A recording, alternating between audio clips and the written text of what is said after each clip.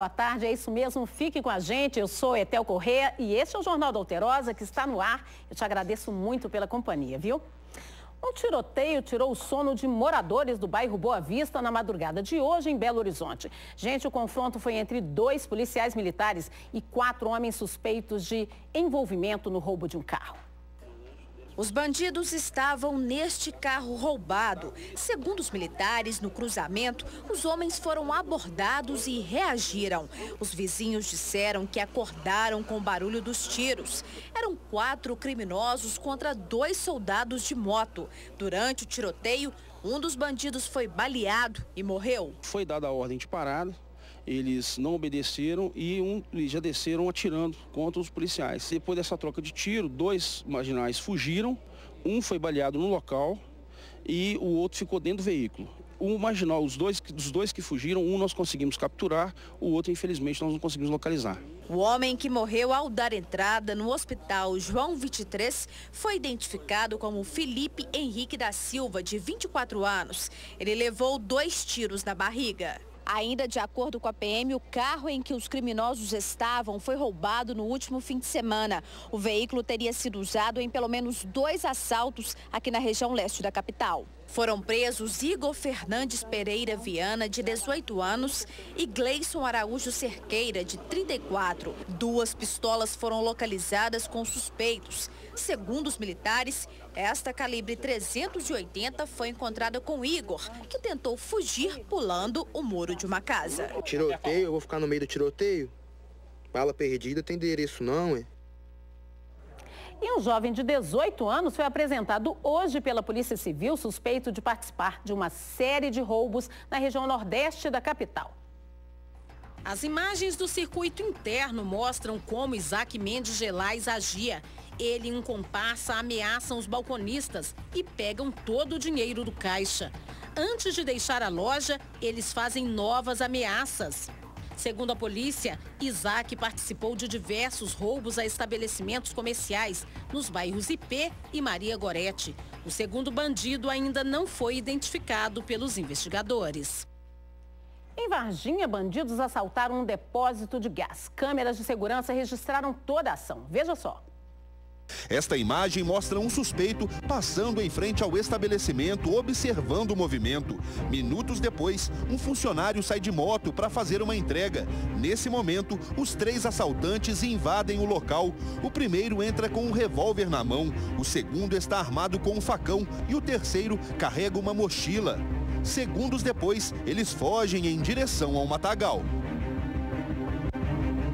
As câmeras do circuito de segurança não registraram, mas os bandidos entraram direto aqui no escritório e anunciaram o assalto. A Marcília estava aqui trabalhando nesta mesa e foi surpreendida pelo trio que roubou todo o dinheiro da gaveta e um aparelho celular.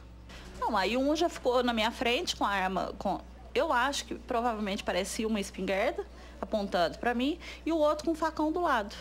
Já tirou o facão e ficou com o facão em punho. O que eles falaram para você assim que eles entraram aqui no escritório? Passa tudo que você tem, e rápido. Marcília acredita que teve sorte. Repare nas imagens. Assim que os bandidos entram, um cliente que está neste carro percebe a ação. Segundo a atendente, só por isso os criminosos fugiram. A hora que eles viram que o cliente voltou, segundo o cliente me falou, que eles estavam passando, ele viu a hora que eles entraram correndo no depósito. Aí ele falou com a esposa, falou assim, olha, eles vão assaltar ela, volta. E eles voltaram. Aí eles apavoraram aqui, porque ficou um do lado de fora olhando. A polícia foi acionada, mas até o momento ninguém foi preso. A sensação é de medo, porque como se você não sabe o que eles podem fazer. Se vai descobrir quem foi, que eu acho que se descobrir não vai dar nada, não acontece nada. Então, é isso aí, é tocar pra frente agora.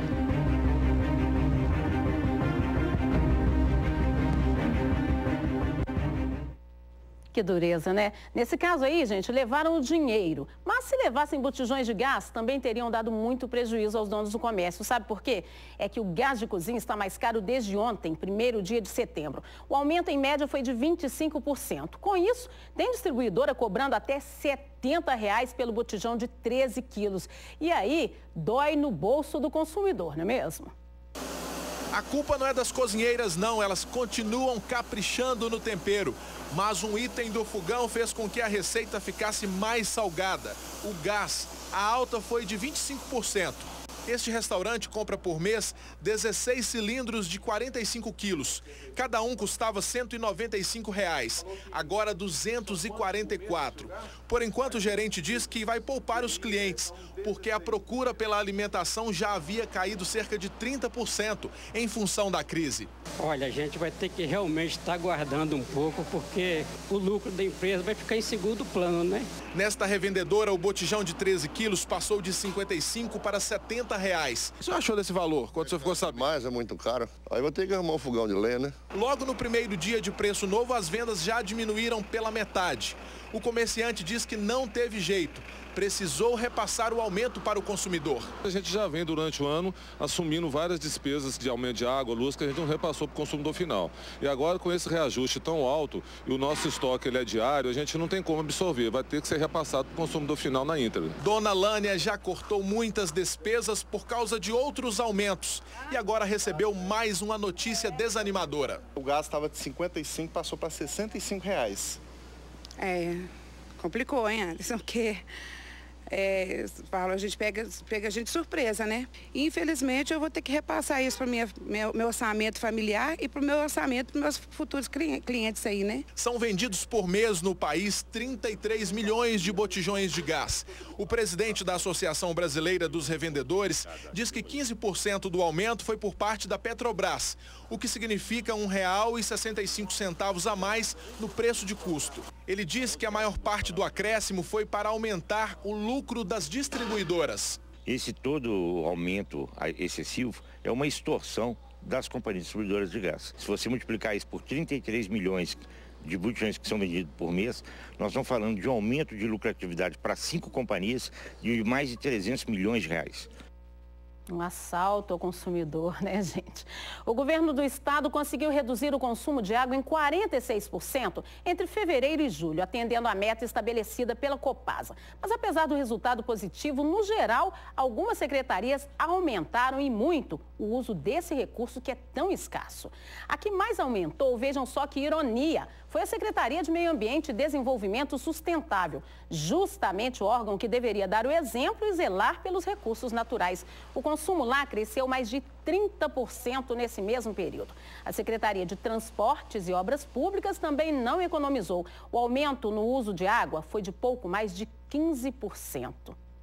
A Secretaria de Meio Ambiente informou que está verificando, junto à Copasa, como foi feita a medição do consumo. Se é somente dos andares ocupados pela Superintendência Regional de Regularização Ambiental, no centro aqui de Belo Horizonte, ou de toda a estrutura da Secretaria na cidade administrativa. Caso seja constatado desperdício, serão tomadas as medidas, as devidas providências.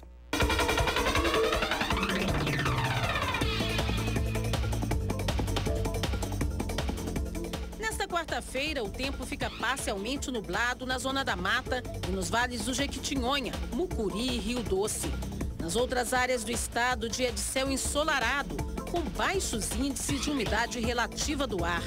Na capital, máxima de 32 graus. Em Almenara, a temperatura atinge os 28. Chega aos 26 graus em Tiradentes, aos 34 em Unai.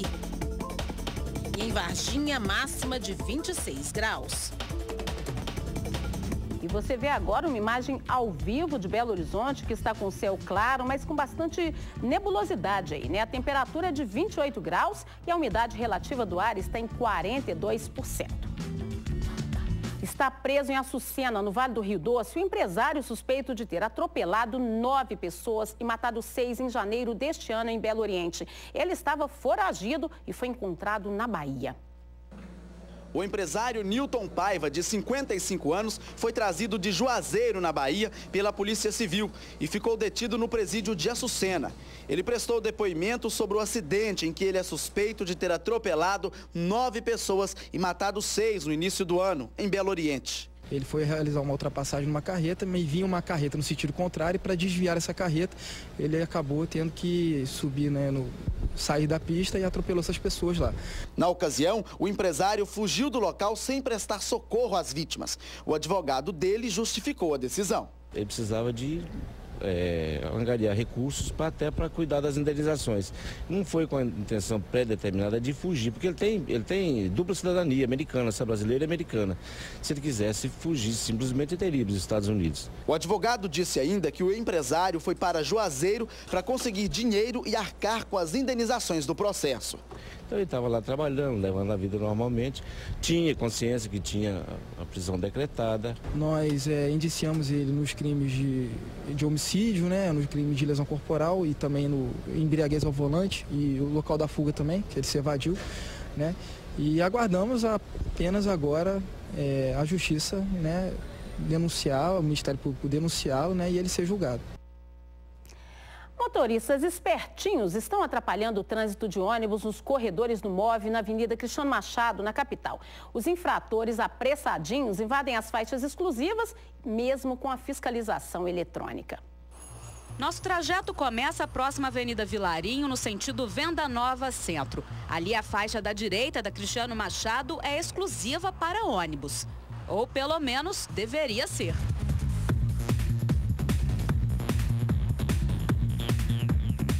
Nos horários de pico, principalmente, o que se vê é esse festival de irregularidades.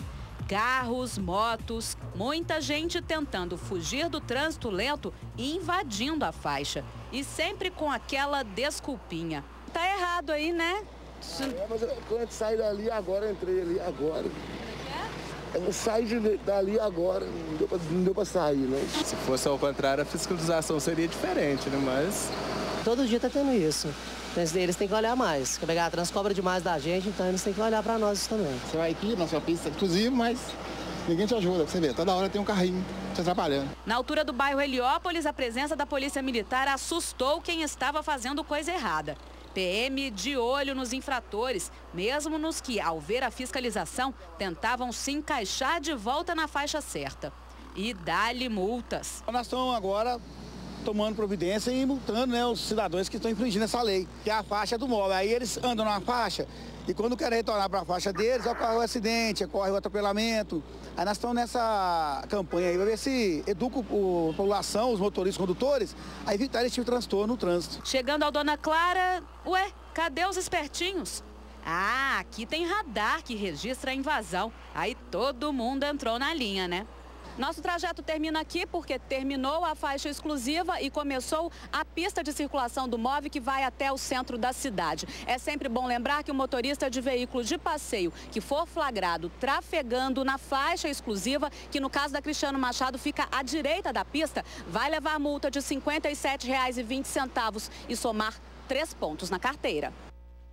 Agora esse trecho aí é bem complicado, viu? Eu passo por lá, vira e mexe, e é ali na entrada para Valdomiro Lobo ali, é complicado perto do Heliópolis. Tem que saber onde que o motorista pode entrar, que ele não vai ser multado, porque você tem que passar pela faixa do MOVE. Tem que ser dada também essa orientação, né? Bem, se a faixa invadida for a da esquerda, perto do canteiro central, a multa, gente, é de R$ 127 e são 5 pontos na carteira, porque é considerado infração grave. Integrantes do movimento Passe Livre, Tarifa Zero e Assembleia Popular Horizontal passaram a noite na Câmara Municipal de Belo Horizonte em protesto contra o aumento das passagens de ônibus. Eles pretendem ficar acampados no local até que as reivindicações sejam atendidas pelos vereadores. Os manifestantes dormiram no hall de entrada da Câmara Municipal.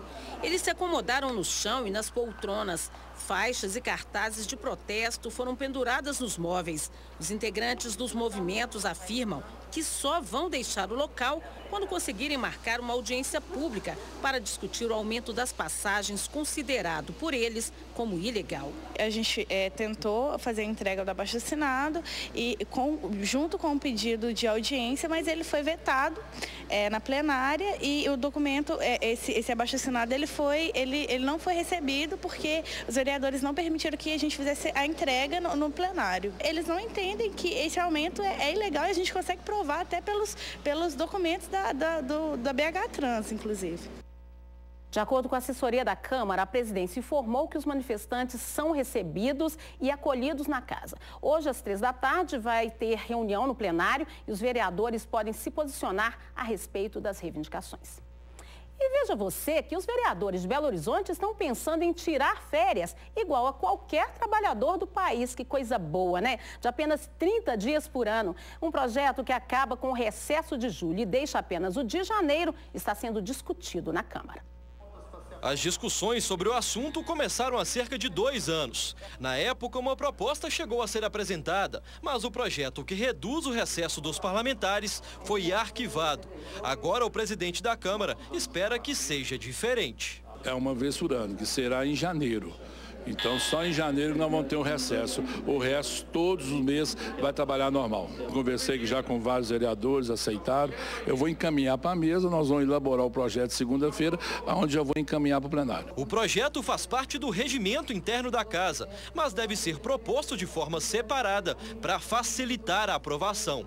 Se a mudança acontecer, os vereadores teriam férias apenas em janeiro e perderiam o benefício do recesso no mês de julho. Tanto a oposição quanto a base do governo devem votar a favor da alteração. Nós precisamos imediatamente colocá-lo em votação e de uma forma definitiva acabar com esse recesso de julho, até porque ele distancia o poder legislativo municipal da sociedade durante um tempo muito longo. Como todo trabalhador, nós vereadores temos direito a um mês de férias e não 2. Então, julho não tem necessidade nenhuma de ter recesso e sim podemos ter normalmente realizar o nosso trabalho. Nas ruas, quem só tem direito a 30 dias de férias por ano também aprovou a ideia. Eu acho que ele deve permanecer só como nós, trabalhadores do dia a dia, né? Acho que é um serviço de muita responsabilidade, mas tem que ser como um trabalhador normal. Eles não têm que ter mais privilégio do que nós que somos trabalhadores. Agentes da penitenciária Dutra Ladeira, em Ribeirão das Neves, encontraram com um dos presos uma arma artesanal. Sabe feita de quê?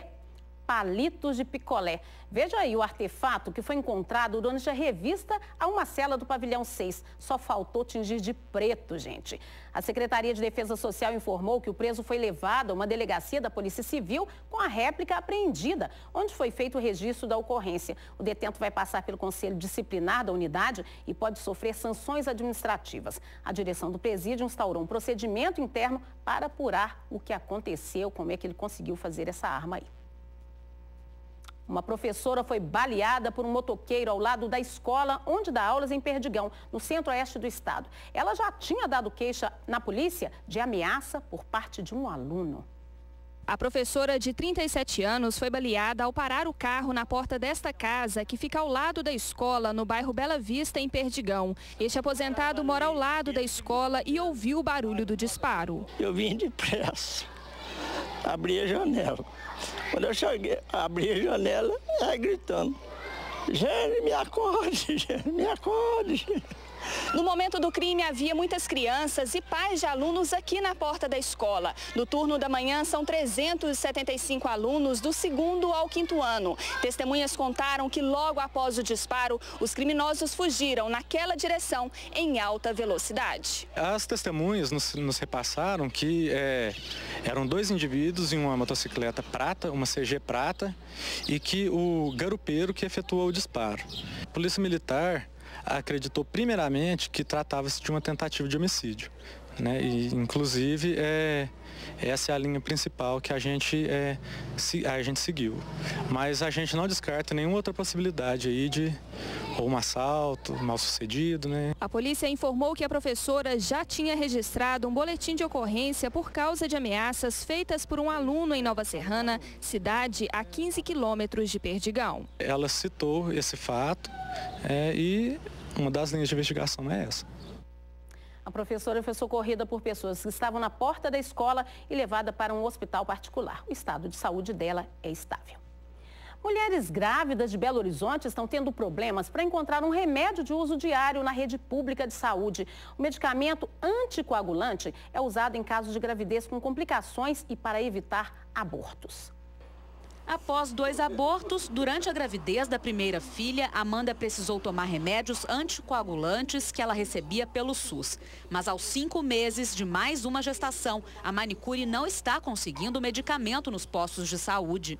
Fui no posto buscar e aí o posto não tem, fala que tem falta geral, sumiu e eu não consigo mais pelo posto. Estou vivendo de doações das meninas que acabaram o tratamento e estão me doando o resto. O Fragmin, ou Dalteparina, e o Clexane, ou Enoxaparina, são indicados a mulheres com risco de trombose. Uma injeção deve ser tomada todo dia durante a gravidez. Mas são remédios caros, que custam em média R$ 45 cada dose e que são disponibilizados pelo governo. Mas há cerca de 2 meses, eles não estão sendo encontrados nos postos de saúde. Segundo esta obstetra, essas grávidas não podem ficar sem o medicamento. Ela pode desenvolver uma pré-eclâmpsia grave, que é um quadro grave, que venha a dar alterações importantes que levem à mortalidade, tanto fetal como materna. A médica afirma ainda que um outro remédio que está sendo sugerido como substituto, a heparina sódica, não é recomendado. Existem relatos de natimortalidade para pacientes que tiverem uso da heparina. Então, uma pessoa que já perdeu um filho, que está tratando para não perder o outro, ela não vai querer se expor. Sueli, que está grávida de 8 meses, diz que tem apenas mais 2 ampolas e está apreensiva. Até o mês passado eu consegui meter todos os Fragmin pelo posto de saúde. E agora eu tenho 2 injeções e o posto fala comigo que tem processo de compra, já tem 10 dias que tem processo de compra. Nunca chega, eu estou desesperada. De acordo com a Secretaria Municipal de Saúde, a distribuição de heparina já está regular para todos os centros de saúde da capital. A Secretaria aguarda agora a entrega da Dalteparina pelo fornecedor e ressalta que esse medicamento pode ser substituído pela heparina, quando já há indicação médica. Em casos urgentes, o paciente deve procurar o centro de saúde de referência, que pode pedir a compra do medicamento. A Prefeitura alega que a falta dos remédios aconteceu por causa do atraso na licitação. O maior portal de notícias do estado está de cara nova. O portal UOL passou por uma renovação no visual que está mais arrojado e limpo. A acessibilidade também foi totalmente reestruturada. O conteúdo já está disponível para todos, sem exceção. O portal ficou mais rápido e inteligente. A página principal está mais limpa e já traz links para facilitar a navegação. Agora ficou ainda mais simples acessar notícias sobre vários assuntos. Foi uma preocupação muito grande em deixar essa página bem mais clean. Tirar muito elemento, tirar cor, porque o ator principal tem que ser o conteúdo. A gente fez modificações no layout do portal de modo a privilegiar ainda mais não só o conteúdo que a gente chama de noticioso, o conteúdo factual, mas também o conteúdo dos nossos parceiros, dos blogs, dos sites que se hospedam aqui e que estão sempre focados em conteúdos de Minas Gerais. Por mês são quase 6 milhões de usuários navegando por aqui. O portal de notícias é o mais acessado do estado e nem sempre pelo computador.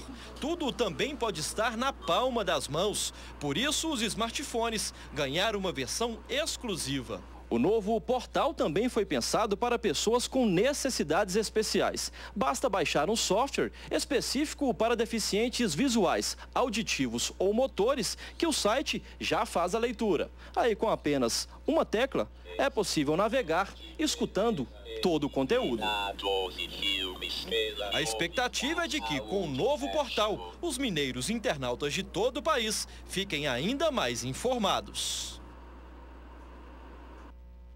Que diferença faz a cor da pele, a opção sexual, religiosa? É essa reflexão que propõe uma nova campanha do Ministério Público.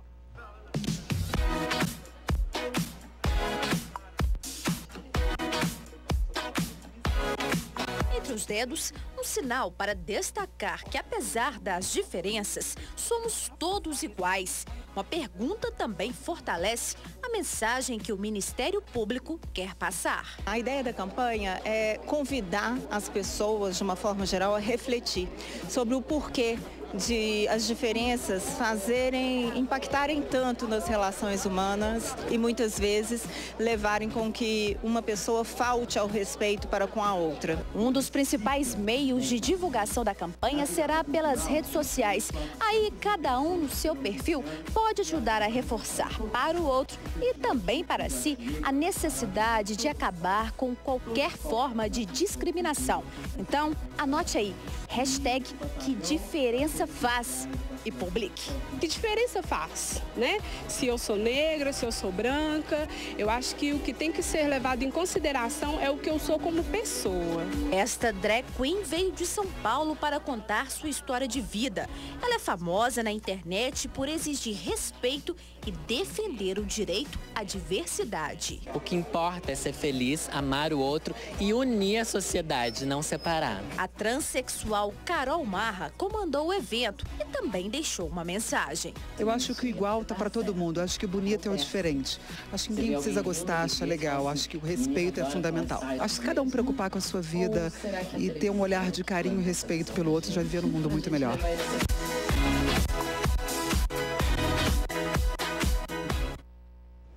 Eu anotei, Samara, eu vou colocar lá no meu Face, hashtag que diferença faz. Vem aí o TV Verdade com Ricardo Carlini. Outras informações nos nossos noticiários à noite em todo o estado. Boa tarde para você. Tchau.